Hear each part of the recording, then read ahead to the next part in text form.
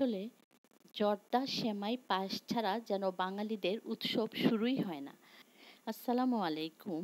সবাইকে ঈদুল আজহার শুভেচ্ছা জানিয়ে সেমাইয়ের দুটি আইটেম রান্না করে দেখাবো। একটি হচ্ছে বার্মিসিলি দিয়ে আমি জর্দা সেমাই করেছি, আর একটি হচ্ছে দুধ লাচ্ছা সেমাই। তো চলুন দেখে নেওয়া যাক তো কিভাবে এটা তৈরি করছি আমি। প্রথমে বার্মিসিলি সেমাইটা নিয়ে আমি এটাকে এক প্যাকেট আমি নিয়েছি, এটাকে আমি হাত দিয়ে গুঁড়ো গুঁড়ো করে নিয়েছি। তারপর প্রায় ১.৫ টেবিল চামচের মতো তেল দিয়ে, রান্নার রেগুলার তেল দিয়ে আমি এটাকে ভেজে নিব। আস্তে আস্তে করে ভাজতে হবে এবং হালকা মাঝারি আঁচে ভাজতে হবে, কেননা এটা পুড়ে গেলে চলবে না। সেমাইটা আস্তে আস্তে করে ভালো করে আমি ভেজে নিয়েছি। এখন আমি প্রায় ১-১.৫ কাপের মতো পানি দিয়ে দিয়েছি, সেমাইটা যাতে ভালো করে সিদ্ধ হয়ে যায়। এরপর এটাকে আমি আরও কিছুক্ষণ নেড়েচেড়ে নিচ্ছি। তারপর যখন পানিটা একটু শুকিয়ে যাবে তখন আমি ৫-৬টি এলাচ দানা দিয়ে দিব এবং ৩-৪টি তেজপাতা দিয়ে দিচ্ছি এবং ৪-৫টি আমি এখানে দারুচিনি ভেঙে দিয়ে দিচ্ছি এবং প্রায় ১-১.৫ টেবিল চামচের মতো কিশমিশ আমি এখানে দিয়ে দিচ্ছি।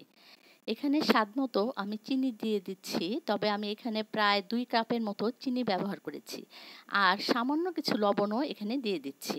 এরপর সব কিছুকে আমি ভালোভাবে আরও নেড়েচেড়ে দিচ্ছি। চিনি এবং লবণ যখন সেমাইয়ের সাথে ভালো করে মিক্সড হয়ে যাবে, মানে গলে যাবে, তখন আরেকটু আমি ভাজা ভাজা করে নিচ্ছি। তো সেমাইটাকে আরেকটু ভাজা ভাজা করে নেওয়ার পরে আমি এখানে কাঠবাদাম কুচি আর পেস্তা কুচি এখানে দিয়ে দিয়েছি।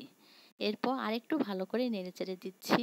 এরপর আমি আরও প্রায় ২ চামচের মতো কেওড়া জল এখানে দিয়ে দিয়েছি, আর ২ বা ৩ চামচের মতো ঘিও এখানে দিয়ে দিচ্ছি। তো সব কিছুকে আবারও আরেকটু নেড়েচেড়ে ভালো মতো নেড়েচেড়ে দিচ্ছি এবং এর ভিতরে যে দলা পাকি আছে সেগুলো আমি একটু খুন্তি দিয়ে একটু নেড়েচেড়ে ভেঙে দিচ্ছি। তো এই তো হয়ে গেল আমার জর্দা সেমাই, বার্মিসিলি জর্দা সেমাই। তো এটা খেতে দারুণ মজা। উপরে আমি কিছু কাজু বাদাম দিয়ে আমি গার্নিশ করেছি। এভাবে সেমাই, জর্দা সেমাই রান্না করলে খুবই মজা লাগে এবং এটা আমার প্রতি বছরে রান্না করতে হয়। তো এখন আমি দুধ সেমাইয়ের জন্য, দুধ সেমাই বা লাচ্চা সেমাইয়ের জন্য আমি প্রথমে ১ কেজি দুধকে, গরুর দুধকে আমি জাল দিয়ে নিয়েছি।